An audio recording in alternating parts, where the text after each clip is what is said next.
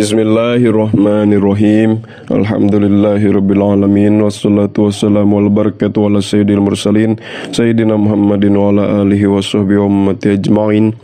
Qala al-musannifu rahimahullahu ta'ala wa nafa'ana bihi wa bi ulumihi. Al-haditsus sabi'u wassalasuna. Al-hadithu ari ieu eta hadis as-sabi'u anu nomor ka-7na wa thalathuna sareng nomor ka-30na. An Ibni Abbasin katampi ti Ibnu Abbas radhiyallahu anhuma an Rasulillah sallallahu alaihi wasallam katampi ti Rasulullah sallallahu alaihi wasallam fima dina perkara yarwi ngariwayatkeun Rasul hikana itu ma an rabbihi ti pangeranna Rasul hartosna ieu hadis teh hadis qudsi. Tabaraka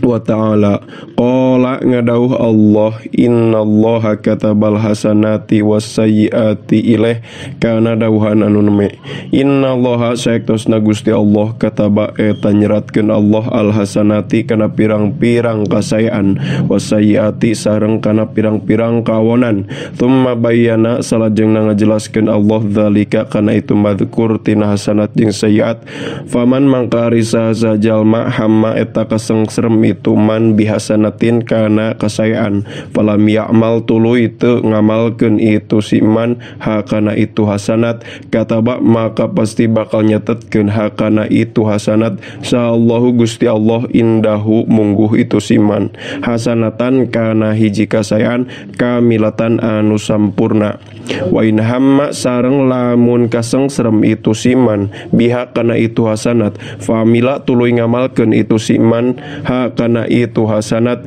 kataba maka pasti bakal nyatetkeun ha kana itu hasanat saha Allahu Gusti Allah indahu mungguh itu si man asro hasanatin kana 10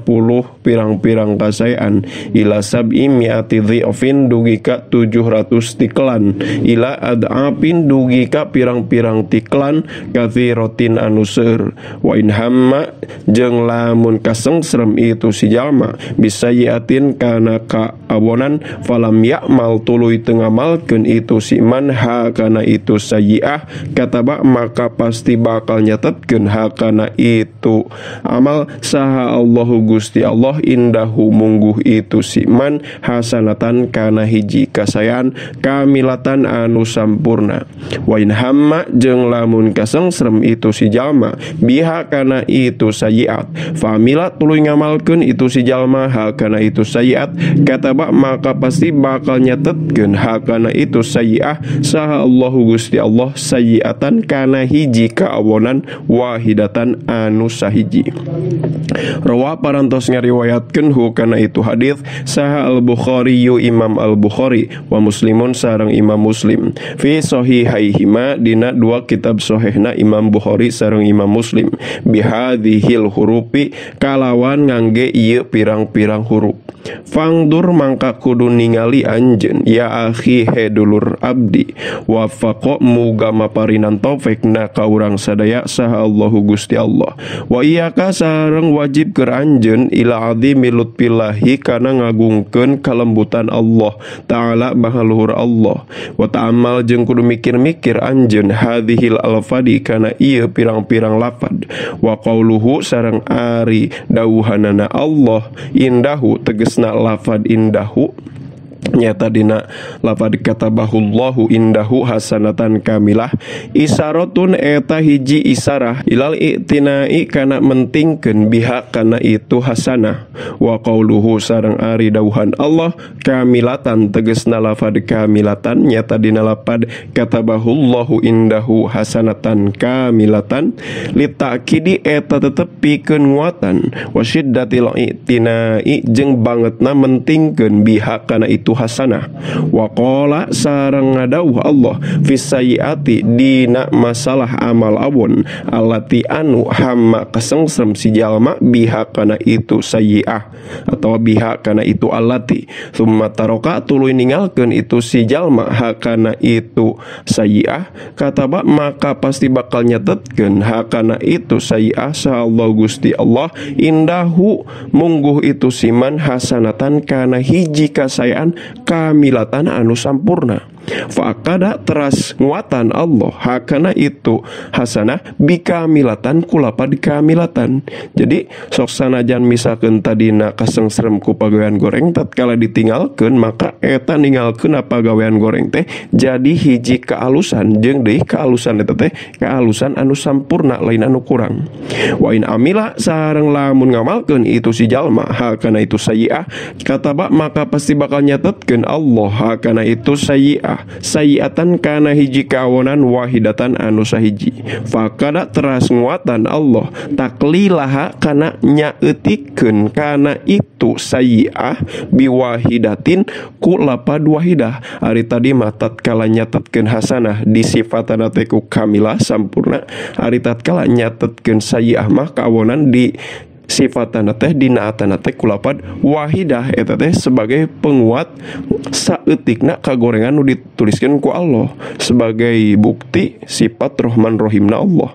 Walam yuakid barina teu nguatan Allah hakana itu sayyi'ah bikamilatan kulafad kamilah. Falillahi mangka eta tetep wungkul milik Allah alhamdu ari sadaya puji wal minnatu sareng nugraha subhanahu maha suci Allah lanu si moal tiasa ngaringkeus urang sadaya thanaan kana jenis puji alaihi pikeun Allah wabillahi sareng eta tetep wungkul ku sabab Allah atau fiku ari taufik.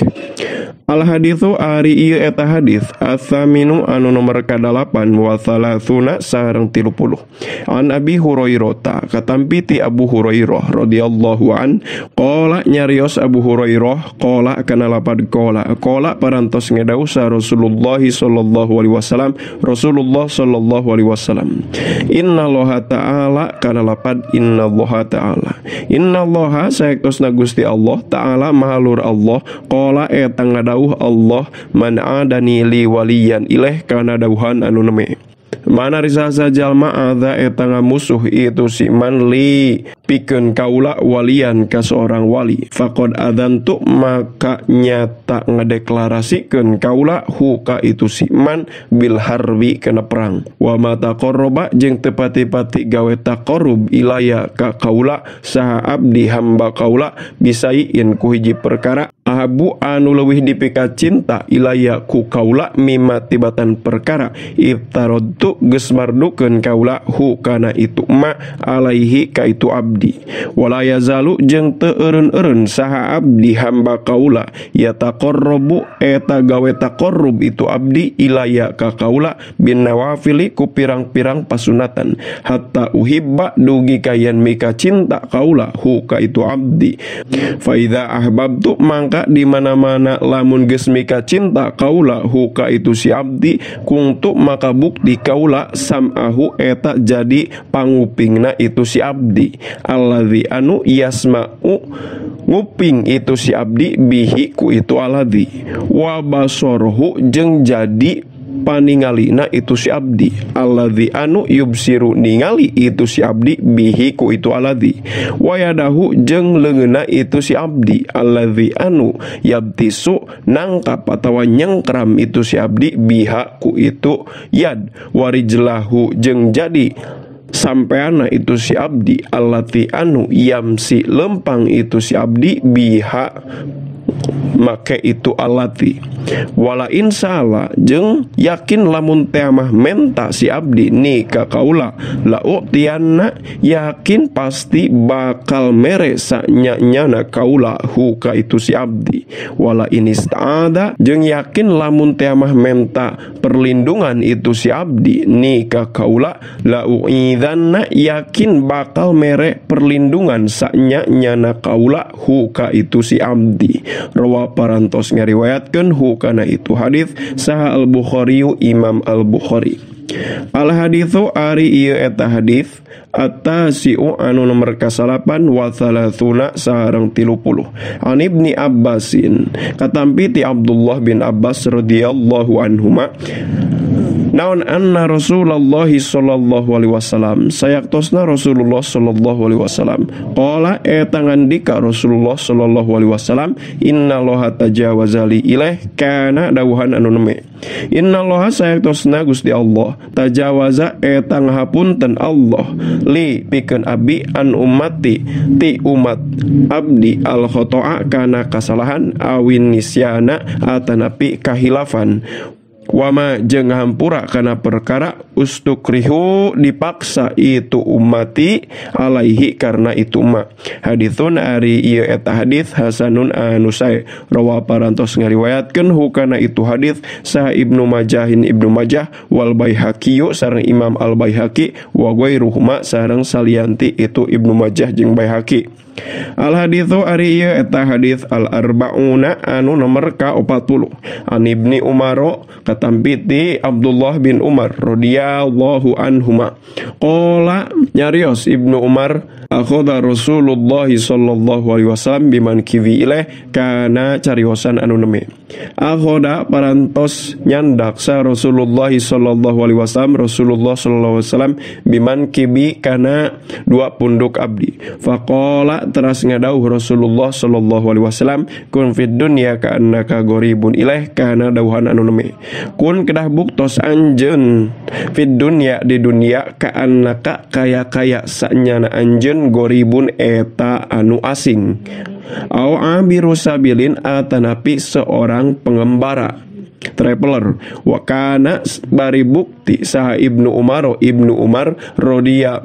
muga mikarido sallallahu Gusti Allah anhu mati itu Abdullah sareng Umar yaqulu eta nyarios Ibnu Umar idza amsaita fala tangtadhiris sabaha kana cariosan anu neme idza amsaita di mana-mana pas sore anjeun fala tangtadhir maka ulah ningali anjeun as-sabaha kana waktu subuh wa idza asbahta jeung di mana-mana subuh-subuh anjeun fala tangtadhir maka ulah ningali anjeun al-masaa kana waktu sore wa khud sareng kedah nyandak anjeun min sihatika tina sehat anjeun lima rodika pikeun bekal waktu gering anjeun wa min hayatika sareng kedah nyandak anjeun tina kahirupan anjeun limautika pikeun bekal maut anjeun rawa parantos ngariwayatkeun hukana itu hadis sa Al-Bukhari Imam Al-Bukhari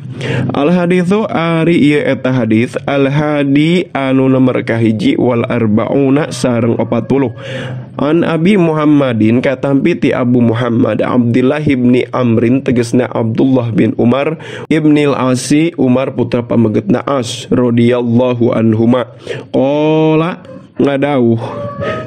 Abdullah bin Umar qala kana lapad qala parantos ngadauh sa Rasulullah sallallahu alaihi wasallam Rasulullah sallallahu alaihi wasallam la yu'minu ahadukum hatta yakuna hawahu tab'an lima ji'tu bihi ilaih kana hadits anu neme la yu'minu teu pati-pati iman saha ahadukum salah saurang ti aranjeun hatta yakuna dugi ka yen bukti naon hawahu kahayangna itu si ahad tabaan eta anu nuturkeun lima kana perkara jitu geus datang abdi bihi sartana itu ma hartina syariat haditsun ari ieu eta hadits sahihun anu sahih rawaina parantos ngariwayatkeun abdi sadaya hukana itu hadits fi kitabil hujjati dina kitab al hujjah bi isnadin kalawan isnad sahihin anu sahih al haditsu ari ieu eta hadits asani anu nomor kadua wal arbauna sareng 40 an Anasin katampi ti Anas radhiyallahu anhu naon qala lapad qala nyarios Anas sami'tu Rasulullah sallallahu alaihi wasallam kana cariosan anu me sami'tu parantos nguping abdi Rasulullah ka Rasulullah sallallahu alaihi wasallam yaqulu nyarios Rasul qala kana lapad qala parantos ngadawuh saha Allah Gusti Allah taala mahalur Allah yabna Adam innaka ma da'autani ilaih kana dawuhan anu me Yabna Adama, he anak Adam, innaka saektosna anjeun mada'auta eta teu pati-pati ngadoa anjeun ni ka kaula, warajauta jeung ngarep-ngarep anjeun ni ka kaula, gopartu maka pasti bakal ngahampura kaula laka pikeun anjeun alama kana perkara kana geus bukti itu mak minka eta tetep ti anjeun, wala ubali bari teu merduli kaula. Yabna Adama, he anak Adam, lau balagot lamun tiamah tepi naon dunubuka pirang-pirang dosa anjeun, ananas samai kana jumlah pirang-pirang awan di langit, tsummastaghfarta tuluy minta hampura anjeun ni ka kaula, ghafartu maka pasti bakal ngahampura kaula laka ka anjeun. Yabna Adama, he anak Adam, innaka saektosna anjeun lau ataita lamun tiamah datang anjeun ni ka kaula bikurabil ardi ku sapinuhna bumi naonana khotoyan kasalahanana, tsumma lakita tuluy manggihan anjeun ni ka kaula la tusriku barina teu musyrik anjeun bi ka kaula sayan kana hiji perkara oge, la ataitu yakin pasti bakal ngadatangkeun kaula ka anjeun bikurabiha ku sapinuhna itu bumi naonana magfirotan panghampuranna. Rawa parantos ngariwayatkeun hukana itu hadis saha at-Tirmidzi, Imam at-Tirmidzi, wa qala sareng ngarios Imam Tirmidzi haditsun hasanun sahihun kana lapan nuneme haditsun ari ieu eta hadis hasanun anu hasan sahihun tur anu sahih. Alhamdulillahi rabbil alamin. Subhanakallahumma wa bihamdika asyhadu an la ilaha illa anta astaghfiruka wa atubu ilaik. Sallallahu ala sayyidina Muhammad wa ala alihi wa sahbihi wa baraka wa sallam.